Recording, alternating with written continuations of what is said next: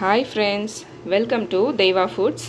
இன்றைக்கி நம்ம பார்க்க போகிறது ஈவினிங் டைம் ஸ்நாக்கு, அதாவது பானிபூரி தான் பார்க்க போகிறோம். ரோடு கடையிலலாம் ரொம்ப கிடைக்கும் இல்லையா?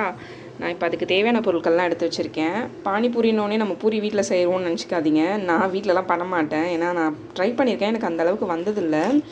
அதனால் நான் கடையில் இந்த மாதிரி பூரிங்க ஃப்ரை பண்ணுறதுக்கு வாங்கிக்கிட்டேன். அரைக்க வேண்டியது வந்து பார்த்திங்கன்னா, இஞ்சி, 2 பச்சை மிளகா, 3 பல் பூண்டு, கொஞ்சம் கொத்தமல்லி, புதினா, மீதிலாம் பார்த்திங்கன்னா புளி தண்ணி கொஞ்சம் ஊற வச்சுருக்கேன், ஒரு எலுமிச்சை சைஸு, 2 வெங்காயம், பெரிய வெங்காயம் சைஸில் கட் பண்ணி வச்சுருக்கேன் பொடியாக, கொஞ்சம் கொத்தமல்லி, உருளைக்கிழங்கு 2 பெருசை வந்து நல்லா வேக வச்சு மசிச்சு வச்சுருக்கேன். மசாலா பொடின்னு பார்த்திங்கன்னா 1 ஸ்பூன் மிளகாத்தூள், கொஞ்சம் சீரகத்தூள், கொஞ்சம் கரம் மசாலா, லெமன் எடுத்திருக்கேன். இப்போ எப்படி பண்ணலாம் பார்க்கலாம். இப்போ ஒரு மிக்ஸி ஜாரில் அரைக்கிறதுக்கு தேவையான பொருளெல்லாம் சேர்த்துடலாம். பச்சை மிளகா, இஞ்சி, பூண்டு, கொத்தமல்லி தழை, புதினா தழை எல்லாத்தையும் போட்டு நல்லா நைஸாக அரைச்சிக்கோங்க. முதல்ல பானிபூரி தண்ணி ரெடி பண்ணிக்கலாம். புளி கரைச்சி வச்சுருக்கோம் இல்லையா, அதை வந்து விழுது இல்லாமல் கரைச்சி தனியாக ஃபில்ட்ரு பண்ணிக்கோங்க. இப்போ இந்த அரைச்சோம்ல அந்த விழுதை வந்து புளி தண்ணி வந்து நான் நல்லா ஃபில்ட்ரு பண்ணி வச்சுருக்கேன், அது கூட சேர்த்துக்கோங்க. வடிகட்டிக்கோங்க, நல்லா வடிகட்டி ஊற்றிக்கோங்க. பாருங்கள், வடிகட்டினதை வந்து ஒரு பாத்திரத்தில் வச்சுட்டேன். இப்போ வந்து இதில் ஒரு சொம்பு அளவுக்கு நல்லா தண்ணி ஊற்றிக்கோங்க. தண்ணி ஊற்றிட்டு உப்பு தேவையான அளவு போட்டுக்கோங்க. உப்பு போட்டு நல்லா கலக்கிக்கோங்க. லெமன் எடுத்து வச்சுருக்கோம் இல்லையா, லெமனையும் புழிஞ்சு விட்டுக்கோங்க.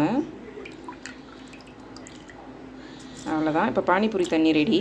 அடுத்து பானிபூரி உள்ளே வைக்கிற அந்த மசாலா எப்படி பண்ணுறதுன்னு பார்க்கலாம். இப்போ பானிபூரி மசாலா உள்ளே வைக்கிறதுக்கு அந்த உருளைக்கிழங்கு மேஷ் பண்ணி வச்சுருக்கோம் இல்லையா, அது கூட இந்த வெங்காயமும் பொடியாக நறுக்கின கொத்தமல்லி தழையும் சேர்த்துக்கோங்க. அப்புறம் இந்த பக்கம் வச்சுருக்கோம்ல கொஞ்சம் உப்பு, மிளகாத்தூள், சீரகத்தூள், கரம் மசாலா இது கூட சேர்த்து நல்லா பிசைஞ்சிக்கோங்க.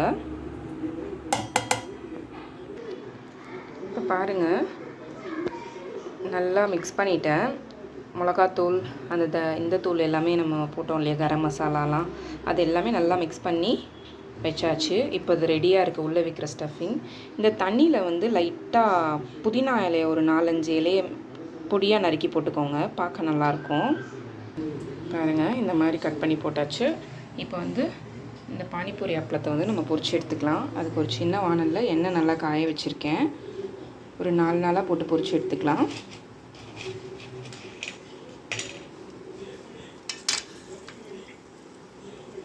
அவ்வளோதான், இந்த மாதிரி நல்லா உப்பி வந்திருக்கு பாருங்கள், எடுத்துடலாம்.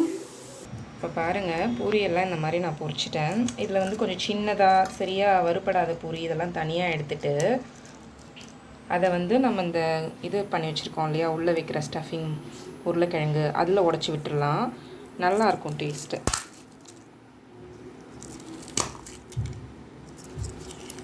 நல்லா உடச்சி விட்டு மிக்ஸ் பண்ணிக்கோங்க. நல்லா மிக்ஸ் பண்ணிட்டேன். இப்போ வந்து ஒரு பூரியாக எடுத்து சின்னதாக போட்டுக்கலாம். பாருங்கள், ஓட்டு போட்டு வச்சுருக்கேன். இப்போது இதில் வந்து இந்த ஸ்டஃபிங் இருக்குது இல்லையா, அதெல்லாம் அதில் ஃபில் பண்ணிடலாம். அவ்வளோதான், நம்ம பானிபூரி சூப்பராக ரெடி ஆயிடுச்சு. இதை அப்படியே தண்ணியில் முக்கி சாப்பிட வேண்டியது தான். அவ்வளோதான், நீங்களும் வீட்டில் ட்ரை பண்ணி பாருங்கள். Thank you friends.